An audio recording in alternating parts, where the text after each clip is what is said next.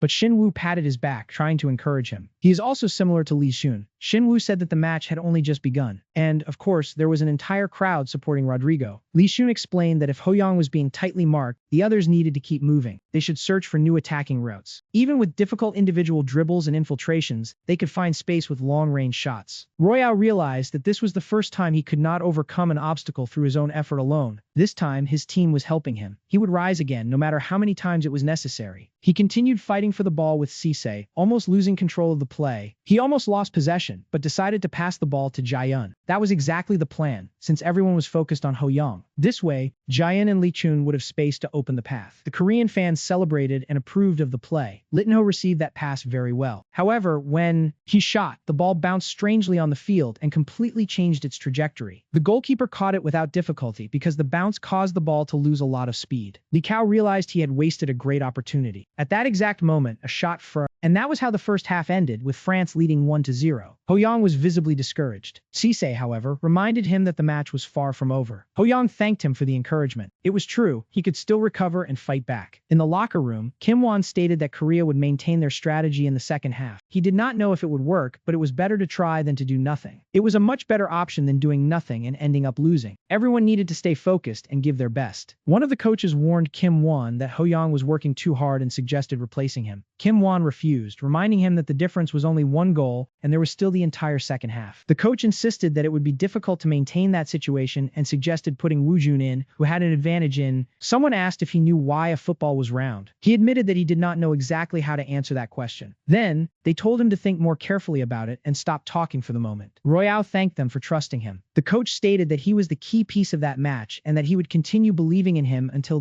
back in the game, Ho-Yang took a deep breath. He knew the coach trusted him and needed to find a way to repay that trust. It was precisely at that moment that the S-ranked football prodigy talent was finally assimilated. The system finally assimilated the talent. Ho-Yang realized that 40 days had already passed since that moment on March 28. The day had finally arrived. He managed to receive several talents at once because he could not obtain them during the assimilation period. Now, however, he could copy them. With his team, coach, and teammates beside him, Ho-Yang believed he could win. On the bench, Duran was very confident and believed the situation was completely in their favor. Even with only a 1-goal lead, he considered it almost impossible for Korea to turn the match around. As long as Ho-Yang remained limited, everything would continue according to plan. They only needed to score 1 more goal to strengthen the defense and close out the match. The second half began with both teams using different formations. Kia noticed that France had changed to a 4-4-2 and intended to use the speed of their wingers. The idea was to dominate the wings and take advantage of crosses. This was concerning because he had prepared the team in a 4-3-3. If the game continued that way, this choice could become a decisive weakness. The fans thought the match was balanced, although France had a slight advantage. A girl pointed out that France still had Sisei. When Ho-Yang received the ball, Sisei immediately pressured him again, trying to stop his advance. Sisei realized the referee was tolerating some questionable physical challenges and decided to take advantage of that freedom. He intended to make the most of this home advantage. Sisei pushed hard, but Royale did not fall and remained standing, unlike what had happened before. Sisei thought that in the first half, that challenge would have been enough to knock him down. Now, however, Ho-Yang possessed innate muscles of B rank. He really had become much stronger. Sisei could not understand what was happening. Even his hardest challenge had no effect because Ho-Yang was now faster and more flexible, able to control the ball with much greater precision. The French players found it strange. For some reason, Ho-Yang had managed to get past Sisei himself noticed the change. During the first half, Ho-Yang had only run from one side to the other in the first half. Now, Sisei decided he would not let him escape. However, Ho-Yang managed to break free from the marking and Sisei, ended up distracted. The one who received the cross was, in fact, Yoonjun, who took advantage of the opportunity to score and level the match. Royale realized that using himself as bait to disrupt the opposing defense had been an excellent strategy. He had learned this during his time in Brazil. Caesar was extremely frustrated with the situation. From that point on, it would no longer be possible to completely close the defense. At the 30-minute mark of the second half, even while continuing to pressure Ho Yang, he could no longer stop him. Even the coach noticed this and asked them to leave Ho Yang for... He realized that while Sisay remained obsessed with marking Ho Yang, the pressure on the other lines decreased. Without understanding what had happened, he watched the match completely change. Then, he asked each player to maintain their positions. Replacing Sisay was impossible. There was no other player capable of acting as a winger in a similar way. Besides that, the team had no defender capable of stopping Roy. At the 45-minute mark of the second half, Shin Woo warned that little time remained. They would need to score during stoppage time. Royale knew the victory did not depend only on him. He trusted his teammates and believed they would open the path to victory. But he was starting to become very tired. Even with his stamina increased by the talents, he could no longer keep up with the pace of the match like before. The fatigue was beginning to weigh heavily on his body, and CC remained glued to him. He had no intention of letting anyone escape his pressure. Lee Chun realized that Ho Yang was once again serving as bait. Then, while maintaining possession of the ball, he managed to overcome the opponent's marking. The plan was working exactly as expected. The trio advanced together. That was the play to turn things around. Ho Yang realized that the opponent only had 3 defenders, while they had 4. This created a clear numerical advantage. He accelerated even further, leaving the markers behind and showing that he had no intention of slowing down. Even without touching the ball, Ho Yang completely disrupted the opponent's defensive line. The crowd was impressed and commented on how amazing that boy was. His speed was truly surprising. Ho Yang finally found space to receive. Lee Chun passed to him, but once again, Ho Yang ended up surrounded by defenders. Bababa charged toward him like the true beast he was, prepared to block his path. But that movement was only a fake pass. Royale let the ball go through, and the touch reached Hyein Jun, who also ended up being marked by Sisay. This time, Hyein Jun suffered a strong tackle and was knocked down. The referee immediately blew the whistle and showed the red card to the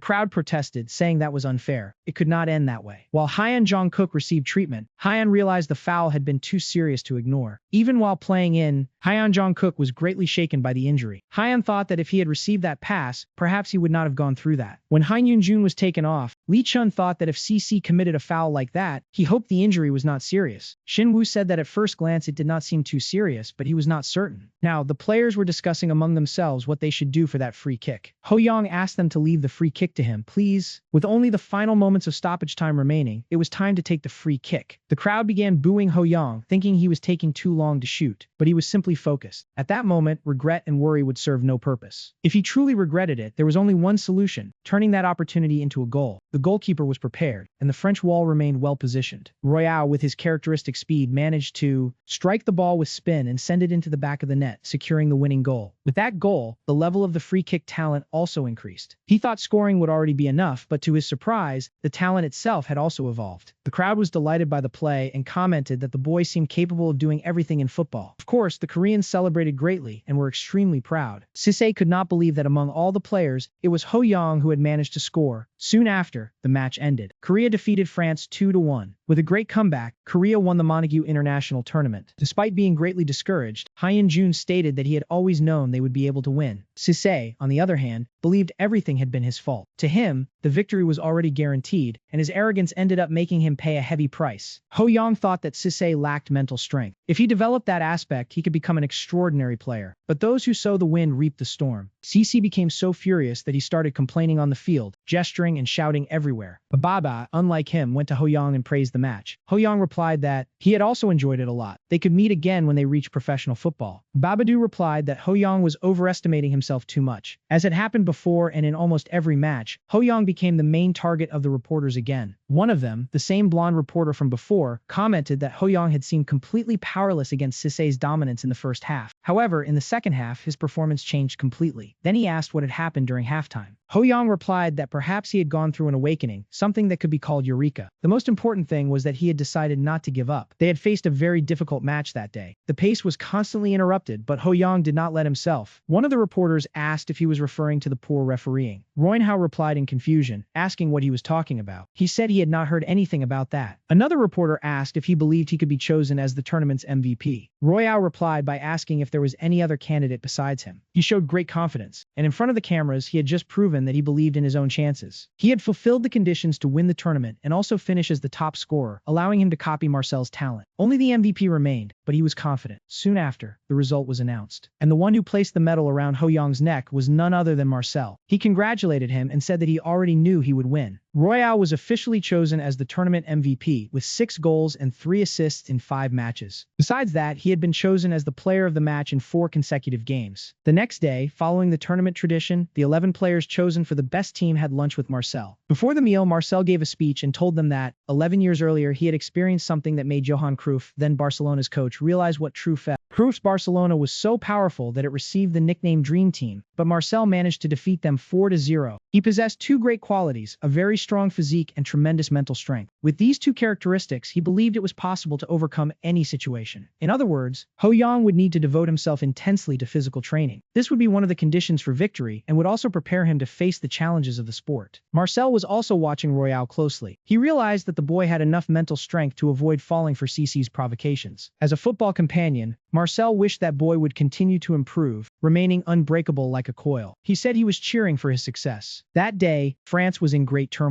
While public opinion was outraged by Cissé's actions, people were still divided regarding Ho Young. That night, Marcel attended a press conference and stated that Cissé was a lost sheep, someone who had forgotten his principles and needed to find his way again. Instead of receiving privileges, he needed to correct his values with guidance. Meanwhile, Ho Young showed excellent character. After Marcel's statements, public opinion completely changed its view of Ho Young. In the end, the French Youth Football Federation removed Cissé's right to compete in the 2006 UEFA European Under-17 Championship. As a result, he was also disqualified from the Korea Under-17 World Cup. In addition, Coach Duran and the referee responsible for several incorrect decisions also faced disciplinary measures. The next morning, Korea was in a festive mood. The young people commented that the boy was truly incredible. Normally, young people choose more experienced players as idols, but this time, they were beginning to identify with someone from their own generation. The man who always bought several newspapers said he already knew Ho Young would succeed. To him, that boy had talent to spare. Ho Young's parents were also impressed. They could not hide their pride in their son and were already planning a big celebration for when he returned. The next day, the youth national team returned to Korea and was welcomed by family members and an excited crowd. The people celebrated, congratulated them, and cheered more and more for the promising future of Korean football. Ho Young's popularity, in particular, had reached another level, so much so that he received and accepted an invitation to participate as a model in a special commercial. He did not really understand how these things worked, but ended up accepting the offer. When the recording ended, the other young actress participating in the commercial even asked for his phone number. Ho Young replied that he did not have a cell phone. In truth, he just wanted to escape that situation because he imagined that Monica would become very angry about it. Upon returning to the training center, Chabun Khan commented that his popularity was impressive. He bet that many agencies had already contacted Ho Young. Ho Young confirmed that they had, but he knew his future was at stake. Therefore, he intended to carefully analyze which path to follow. Agents are like an invisible hand that moves the football market. More than taking care of contracts, they guide players and help with various career decisions. For athletes in the spotlight, agents can even influence club operations. This is even more important for young players like Ho Young, making the choice of agency a crucial decision. Chabun Khan explained that Ho Young did not necessarily need to hire a domestic agency. Perhaps it would be better to choose a company that represented players at major European clubs, mainly because his goal was to play in Europe. Choosing the right agency would be one of the most important factors of his career. A few days later, Ho Young was back in Sao Paulo because he had an interview scheduled with Giuliano Rucci, CEO of Euro Expert PRD. Giuliano said it was a pleasure to meet him and praised the boy, commenting that he was truly impressive and that his fame. Ho Young thought that man was the CEO of one of the agencies with the greatest negotiating power in South America, which was also expanding into Europe. It seemed like the perfect opportunity to. Giuliano explained that they were looking for players with great growth potential. To speed up this process, they would spare no effort. Then, he asked if Ho Young had any club in mind. He replied that he really liked Real Madrid. Giuliano said it would be a great choice and joked that Ho Young certainly had an appearance worthy of royalty. Later, while discussing some details, Giuliano explained that attention needed to be paid to FIFA clauses in transfers. In Spain, besides the general regulations, there was a local rule that allowed the registration of international players under 13 years old. As an alternative, he would present the maternal grandparents as legal guardians. Since they were Spanish, this solution made more sense. Ho Young found the proposal reasonable and saw no reason to worry about connections or possible rule violations. Afterwards, the two shook hands to seal the agreement, and Ho Young signed a contract with Euro Expert. From that point on, rumors about his transfer began to gain strength. The clubs that had previously only watched the situation began aggressively entering the competition to try to recruit him. Over the following days, Giuliano traveled frequently and always returned to the office with a large number of documents. At the Sao Paulo training field office, he explained that there were a total of 9 interested teams. The transfer could happen quickly in August or more safely in December. The second option would provide more time to prepare the documents and avoid any problems. In addition, if Ho-Young was called up for the Under-17 World Cup and performed well, his market value could increase considerably. Royale replied that, for him, the most important thing was knowing whether the club offered a mentoring system with first-team players. Even with a lower salary, he preferred having that guidance. Giuliano said that it was a difficult demand to fulfill, but an agent's role was precisely to protect the player's interests. He would do everything possible to achieve that. Then, he asked if Ho-Young already had plans for the preseason. The agency could create a personalized training schedule for... Ho-Young replied that he already had something in mind. He intended to focus on strength training until the following month, because at that moment, copying Marcel's talent was his main priority. During the off-season, he devoted himself intensely to physical training and completed the required 1,000 minutes of training. While training, he knew that cartilage was a tissue highly susceptible to wear. Therefore, strengthening the muscles and ligaments was essential to keep the body prepared. However, gaining too much muscle mass could harm his flexibility and agility as well. He needed to find a physical balance. Before traveling to Spain, it would be interesting to copy Monica's talent. Thus, after finally completing all the training, Ho-Young managed to copy Marcel's talent, unbreakable like a coil. This became his 4th unique talent. It was no wonder that his muscles were becoming much stronger. He would feel the effects even more 50 days later when he assimilated the talent of Marcel. However, he soon received an important warning. He no longer had space available for new talents and might need to transfer them. The possibility of making upgrades through transfers made Ho-Young realize, at last, that there was a limit to the number of talents he could possess. The next morning, he realized that one of his greatest fears had finally become reality: the talent limit. In 3 years, he had absorbed around 40 abilities and come a very long way, but he had still reached his limit. If he could improve talents by transferring them to others, merging those abilities in the process, perhaps he could overcome this limitation. The time had come to use the hidden talent he had obtained, potential, capable of raising a talent from rank B to rank B+.